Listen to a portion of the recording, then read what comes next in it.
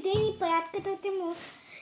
Бяхме на хотел и ми направиха много яки плитки.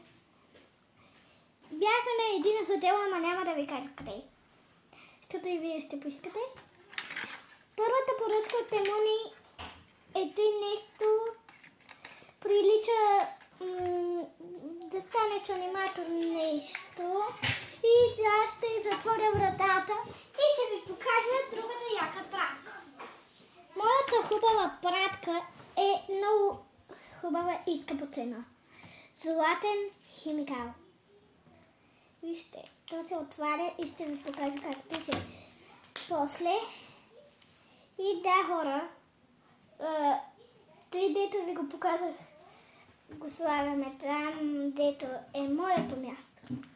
Хора, сега ще ви покажа другата яка пратка. Това има и блясък в него, има и този единствен химикал. Като с то се прибрахме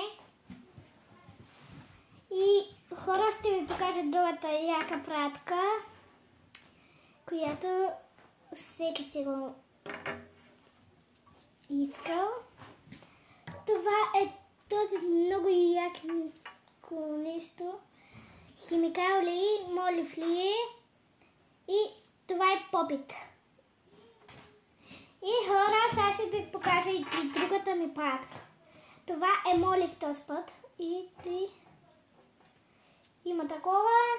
И хора, сега ще ви покажа този гланц. Това е от Тему.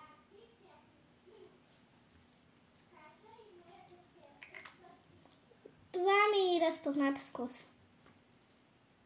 Мирише на Джуниор Арген. Просто перфектно. Любимия ми вкус. Той не ми е любимия вкус. Мразя го. Вижте, хора, това е острилка и сега ще ви отворя. Има си и специална гумичка. Много и голяма и да. Хора, последната ми пратка от Тему е тези